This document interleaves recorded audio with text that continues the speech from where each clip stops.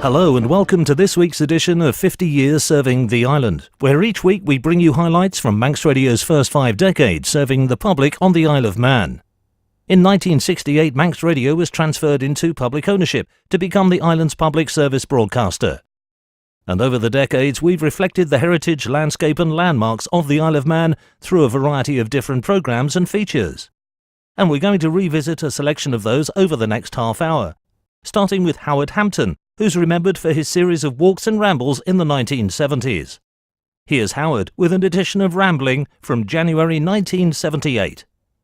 Good morning all, and by dang we've had a bit of weather lately, haven't we? Anyway, not walking weather, but here we are this morning with the finger on the map at Glen May. And we ought to be seeing some signs of life returning to the trees now. We can see the days stretching a little bit at night anyway, can't we? Well, we're going to go down the hill on the main road towards Niarbel, and we're going to cross this little stream at the bottom and follow the lane on the left. Now, this will probably be a bit dampish, but why worry? It's worth coming here again in the spring when the trees and hedges, they're full of life, the birds are nesting, there's field mice running around, rabbits, even long-tailed fellas. You'll get them all up here because it's really lovely and peaceful. Now, keeping to the lane, we'll cross another little stream. I remember having me lunch here one day. Oh, it was beautiful. Tranquility itself. And now, after this stream, we're going to rise up some rocky slabs. They're not difficult to climb, but be careful as they may be slippery with being wet. And if you slip, well, you'll finish up with a wet bottom. Well, we're breaking out into a wider track and we'll arrive at Dúlash Cashin. Now, this is a ruined farm which made the headlines some years ago by supposed to have a mongoose running around which could talk like a human. It was known insularly as the talking mongoose or the Derby spook. And you know, reporters came over from the national press to try and get it to talk. Ah well, and they say that we Manx are just simple island folk. Enough said. Leaving Dúlash Cashin, we'll keep to this track out to the Derby Road where we'll turn left and we'll pass Glenrushen Plantation and go up to the Round Table Crossroads, go straight across onto the Colby Glen Road, but only for about a quarter of a mile, and then we'll take this rough road on the left, and we'll walk down until this rough road meets the Carlia Road. Oh, there's a wonderful view going down this road. The whole south of the island lie in front of you. Oh, it's beautiful. And the view sweeps round from Santon Head, over Ronaldsway Airport, Castletown, Bainacarricky and Port St Mary and the Mull Hills at the back. Oh, it's marvellous. Well, we're going to turn left onto the Carlia Road and walk along to Solomon's Corner where we'll turn left again. We're on the main Foxdale Road now, but we're not going to go very far because almost opposite us at Solomon's Corner on the east side of the road there's a little footpath and we're going to follow this until it meets a small road. And we'll take this road southwards past the Cardamon to St Mark's Church. Now, this isn't a parish church. Lots of people think it's a parish church, but it's not. But it certainly acts as a good landmark for wee walkers. Well, we're going to leave St Mark's Church and head towards Ballasalla, but again, not very far, only about half a mile, and we'll turn left onto the Reach Road. And we'll walk along down the hill to Mullinariga and cross over the Santon River, up the hill the other side, and we'll join the Clanach Road where we'll turn right and out onto the main Douglas to Port Erin Road where we'll turn left and head for home. Home being Douglas in my case. And we're going to pass what was some years ago a most popular place, Mount Murray, which latterly has continued as Alex Inn, and bless me soul, for the past few years it's just been a derelict blot on the landscape. Anyway, by the time we arrive at Douglas, our walk has covered about 15 mile. So long, yes, sir. Howard Hampton with an edition of Rambling from 1978. We move on now to a long-running series in the 1980s, Heritage Tours. Here's an edition from the north of the island in 1986, presented by Ian Cottier. In our programme about Mackle, Professor Etienne Rin explained a little about our early Christian heritage in Man, and mentioned the keel sites to be found in Mackle churchyard. Etienne, I suppose you could say that keels are a particularly Celtic manifestation of the Christian tradition, aren't they? Yes, they are indeed. As far as the Celts seem to be concerned, small is beautiful.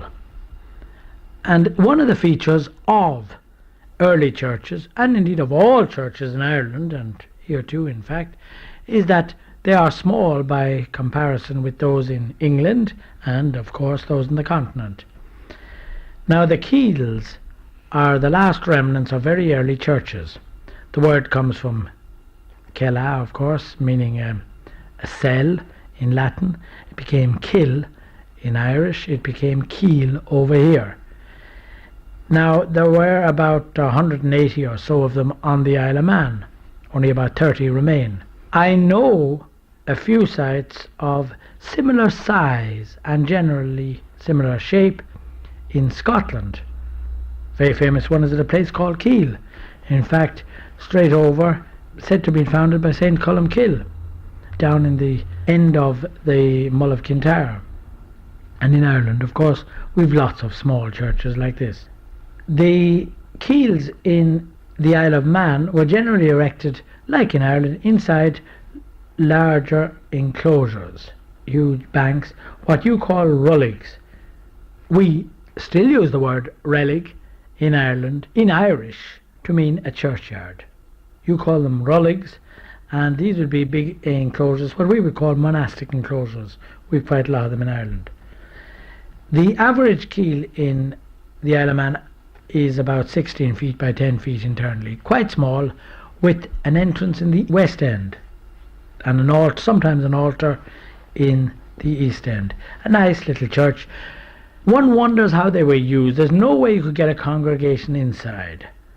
And it's like a lot of the early churches in Ireland, so small we believe they may have been for the individual holy man to have mass with a server just helping him, and if anybody wanted to come and attend his mass, they stood outside, rain or no rain.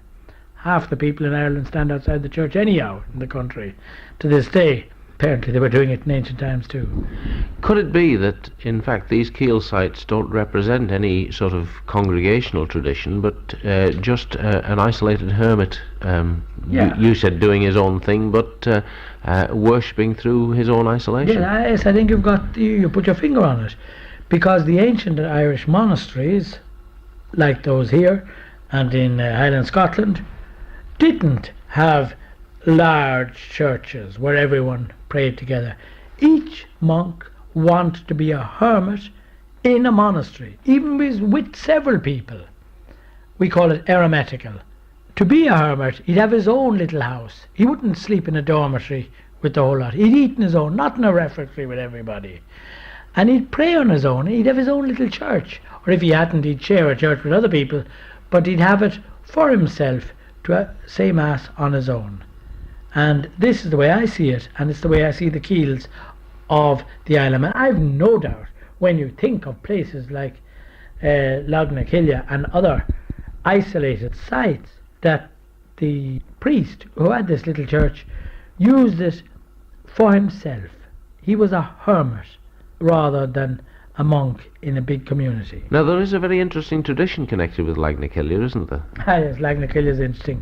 Loughnakillia is an impossible place. There are some sites in Ireland like it. The Skelligs, for instance, islands as far west as you can go in Europe, out off the coast of Kerry, and up several hundred feet up in the rock you have a monastic site on a ledge. Scotland has got some extraordinary sites also, typically Irish, but on cliff ledges halfway down cliffs. Loughnakillia is like that. You have to walk along a very steep slope, and eventually you get to this yog, which of course is the same as the Irish lug, which means a hollow or a little flat hollowed out place in somewhere else. Nakillia means of the keel, of the church. And this extraordinary site is one of the most important in the Isle of Man in some ways.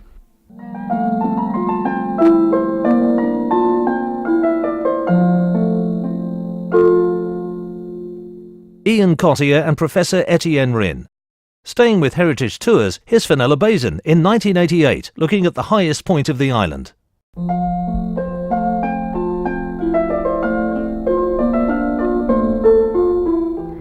you've ever climbed to the summit of Snaefell, you'll know that it's actually a lot higher than it looks. Most people tackle it from the bungalow, but hardier souls follow the Laxey River from the coast, walking the path of history, retracing a well-worn, centuries-old route. Skirting the island's only mountain on its western side is the track, now marked as the Millennium Way, but going by its older name of the Burree, the King's Road, which links Skye Hill to the south. Its importance in Manx history is legendary, a route of warfarers as well as peaceful traders and visitors. At the point where it crosses the modern road above Tholter Will is marked a cross dyke, a mysterious prehistoric earthwork built for, well, who knows what, an elaborate boundary marker, a declaration of territory, a defensive work. Well, whatever it is, it's worth stopping to have a look at anyway. Moving northwards is the boggy valley to the north of the mountain, where there are marked sheelings, the traditional summer pastures found all over the island. Again, our ancestors were great earth movers, reshaping the landscape without the benefit of machinery.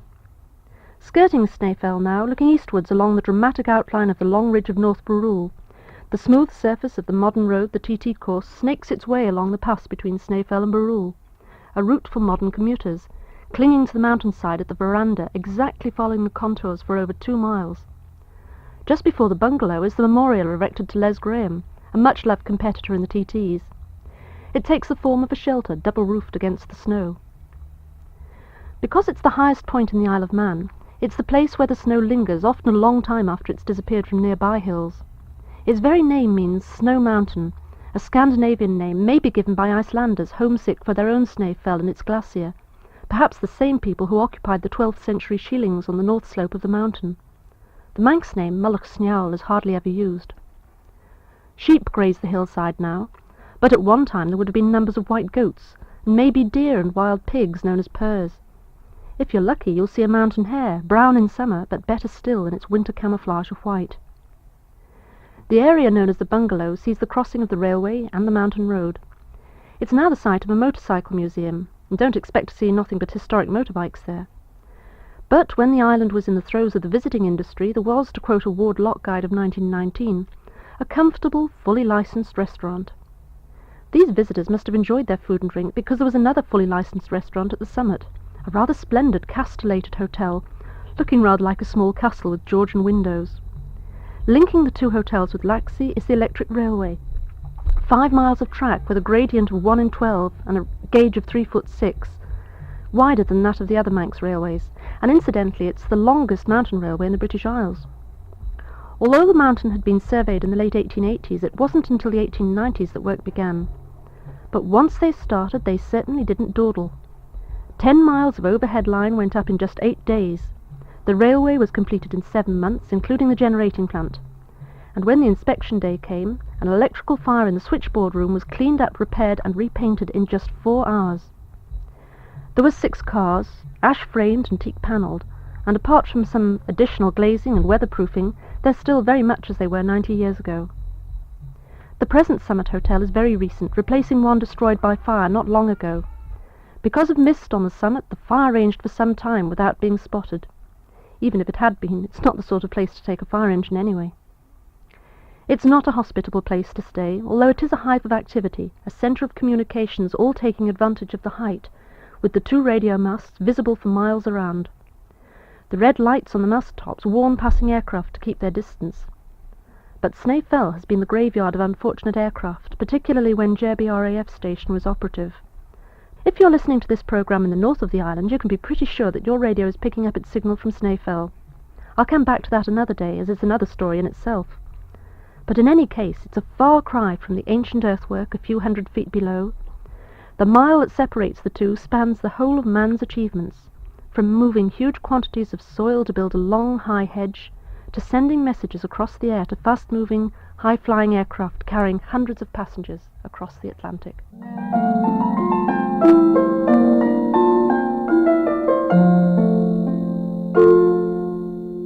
Fenella Bazin, looking at Snaefell.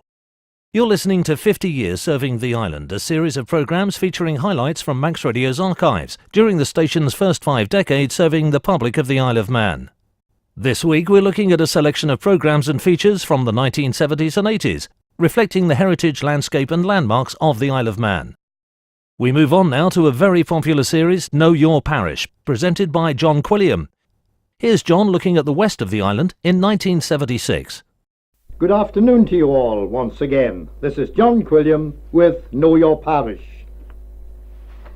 From Ballacrane Corner in the parish of Kirkgerman, and travelling on the TT course to follow the river Neb, passing Laurel Bank, through a large hollow known as Glen Moor.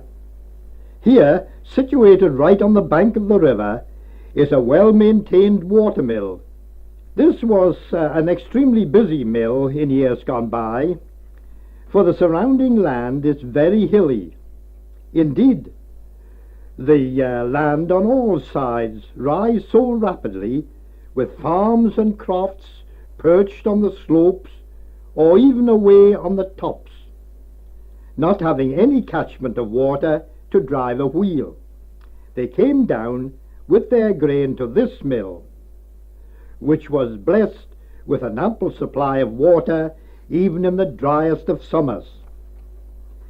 To cart the processed grain back from the mill up these rough, steep country hillside tracks was hard going for a horse-drawn cart, to such places as the Starvey, the Vaish, Lamb Fell, the Beery, and others.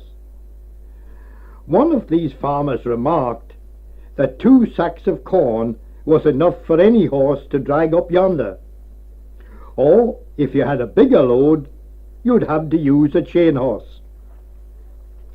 A farm labourer from that area once said that the leather sole on his shoes were permanently bent up by the constant climb up these hills. A local preacher from Fleshik in Russian told me many years ago that he was appointed to take anniversary services out here, and was invited to tea at one of those crofts on the heights. "I'll do without me tea," he said, "rather than climb up there. And I'm not taking the pony and trap, for the thing has had enough to do coming from Russian and going back."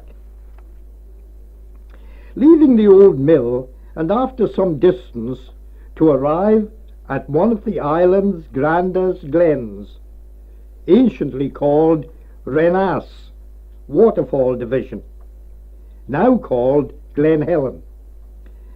This latter name was one given to it by a Mr. Marsden of Liskeard Castle near Liverpool, who came to reside here in 1850.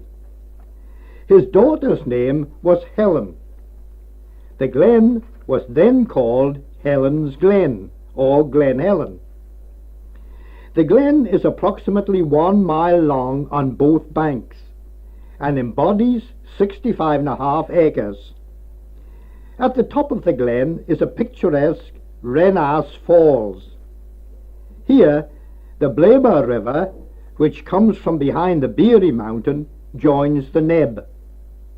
Blaber means blaeberry, that sweet blue mountain fruit, so tasty when used in that customary Manx tart, and I've had it many times. While Mr. Marsden was in residence here, he had planted about 1 million trees and shrubs, many of them rare specimens, which now reach a tremendous height. The differing shades of green along the entire stretch is a charm to behold. He also built a private dwelling and an hotel, which was originally called Swiss Cottage. A fir tree growing on the shaded lawn was planted by that famous woman aviator, Amy Johnson, in 1933. The whole glen became the property of the Manx Trust on July the 12th, 1958. John Quilliam with Know Your Parish from 1976. Another popular series was Go with Goldie in the 1980s, presented by Mike Goldie. Here he is with David Collister and the very final edition of that programme. We're sort of halfway between Belig Bridge, which is just down the road from us, and Laurel Bank. and I was born just up the road from here, so this particular place here, I don't think many people know about. As you call it, it's a hole in the wall. Hole in the wall? Hole in the Yes, wall. a hole in the wall. Actually, it's a tunnel. I think it must be about 100 yards long, and it leads into a quarry. It's rather interesting. I mean, there's nothing sort of supernatural or anything about it. We're not going in there, are we? Oh, yes, we are. You've got your green wellies on, and I have got my green wellies on. Oh, we have permission. We've got to go. Yes. After you. Okay. Right, well, I'll follow you through the swamplands here. Bit of grass at the entrance. It's not too And bad. I thought it you would can't be see worse. anything in Oh, here. yeah, you can There's just no light see- at the end of the tunnel. There's a light at the end of the tunnel. You're Goodness down on your gracious. hands and knees, see? Oh, I see it now, yes. Right. We might be talking here. Oh, my God. Good acoustics, though, David. Yes, we could probably go fishing as well in this lot. There's not many people going to walk through here, I'll tell you. It's rather strange that it is so low, isn't it, really? It's very, very eerie, It's yes. hardly enough height for a horse and cart, really. No. And it gets lower as we Does get to the it? end. Does it? Am I going to bang my head here? Not just yet. When I bang my head, it's time for you to worry. When I hear the scream, this'll be it. I think you've got to be in a crouched position. Ah, I'm crouching as far as my old body will let me We're in. getting low now, David. Down on all fours now. Ah. God, Goldie. Well, now this is the worst thing I've been involved with. I've been in some places with Goldie. I cannot believe that I've come up through this amazing place. With a horse and cart get through here, it's only 2 foot high. Maybe Well, some of our listeners can tell us. we used to have small carts in those days. I don't think it was worth it, What do you mean you don't think it was What? worth it? You weren't seeing Here what we I are. was seeing you coming over a little hole about Ah, 2 foot high. yes, Yeah. yes. So this is Oh. it. This obviously was this tunnel was the entrance to the quarry. Yeah, yes, you'd wonder And how there's they a got lot of it stone out. being taken out of here when you look round. You know, it's all round about. Yes, But it's and it it obviously hasn't was been a a- quarry because there's drill that's right. things there. It hasn't been a huge quarry, but there's certainly No. some height here Yeah. if they were But working as I say, it down. does seem funny that it's not awfully high, unless it's got stones built up over the years on the Probably, floor. yeah. But it would be nice with having been born round this area. I've never heard anything about this particular tunnel, you know, and I think it'd be rather nice if some listeners are listening, you know, and they can tell us something about it. It would be rather nice. I wonder how long ago. So it was a quarry like this, or Oh, it was a quarry like disused this, quarry when you knew Yeah, it. 50 years ago. 50 years I ago. remember my father used to point it out to me, and it was in the wartime, and somebody had painted ARP on the stone wall just outside the area. Air raid protection. That is it, yes. Yes. Right, not a lot to see, as you say here, but there is rather a strange echo, they tell me, halfway down the tunnel. Oh yeah. So shall we go back in again and try and get this strange Oh, I echo? thought we were going out a different way. We've got to go back no, through we've got there. to go haven't we? back, sorry. Dear. Notice, there is a peculiar echo, so if you've got everything ready, I used to get a rather weird sort of echo. Rather weird echo. Is certainly very weird. Okay, so, would you care to try it now? Give us a shout. Hello. Hello. Hello! My Are you there, David? Hello. No! That's not your echo, David. Ah, that is not my echo. I would ask, who is it? I see a crouching figure at the end of the tunnel here. Who is Now. Hello! Hello. it? You go Are ahead. you David? It is I, and the Mad Goldie. Well, is it been a long time? Now I'm going down to the bottom end. I asked you to come down and have tea with me some time ago, but you didn't turn up. Didn't I turn up? You did not. Who is this? Who is spectre this? that's in Let's- front of us? I cannot see. I can see this figure in the dark here. This is Arthur from Castletown. How are you, Arthur? Pleased Very to meet well you. indeed, Pleased to thank meet you. And I'm pleased oh, to what meet an you. amazing thing. Well, I'll leave you now, David. I've enjoyed this series very much. I'll leave you with Arthur in this dark tunnel here. It's been a smashing summer, so I'll see you later. Bye-bye. Goodbye. Now, Arthur. I believe you've been in Tenerife. Tenerife, sir. Well, if you'd have stayed in the Isle of Man, would have had a wonderful summer. Now look here, when I got back here, the newspaper report said it's been the worst summer for 3 years running that they've had in living memory. Now, you were wrong about the weather. I have to admit that, David, but I was right in some things, because on the mainland in the Middle East, the Far East, they had torrential rain and they lost thousands of lives through the flooding. He'll have us in a book as two people living in this Thalton, you know that. Yes, well, there's one thing, David, there's no ladies. Mike Goldie, David Collister and Arthur Vanwell from an edition of Go With Goldie. And finally, the last word this morning goes to John Quilliam, with this overview of the island recorded in 1976. Sometimes one is asked the question of which is the nicest beauty spot in this island of man. A most difficult question to answer. For what grander view can one get from the top of Snaefell Mountain on a clear day? Or what better scenery could one find than looking down from the Mull Hills and Craignish onto the rocky coast by the Sound and the Calf? Or a walk through the lonely slopes of Airy Cushland to Lagnaquilla? A stroll amongst the short, golden flowering gorse and purple heather around the Point of Ayr? A journey between the hills of Sulby Glen and Thalty Will? The waterfalls of Spoot Vane, Ballaglass and the Doon? A trip through the Baldwin valleys and Ingebrek, or over the moors from Brandywell by Druidale to Ravensdale and Ballaugh? A leisurely gaze from the Round Table or Slough, the sandy beach of the Len, or Port Erne from Bradda Head? To those with a different attitude to beauty, there are the ancient castles and monuments, old watermills, lead mines, coastal caves, chasms, curraghs. In fact, the contents of a book could not list all that this island has in the way of beauty. For, in my opinion, the real and true beauty spots lie in the out-of-the-way, partly hidden recesses, often by a tiny stream or hillside crag. And to touch or smell the glories of nature's floral art, to trace an overgrown footpath that once led to somewhere, to sit quietly on a sod hedge and watch the wild, colourful, feathered friends with their chords of music, all come within the category of beauty. Then there is the human contribution to these pleasures. To meet an old crofter or farmer whose ancient skills and crafts should never be forgotten.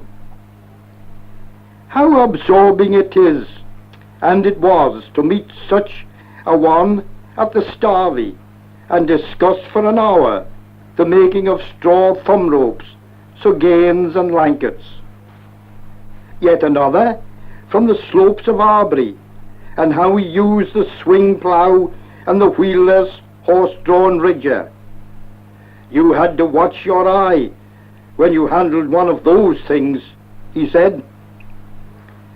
A charming lady from the Tops, who described in detail, while enjoying a cup of tea, how she used to make the perfect Manx butter.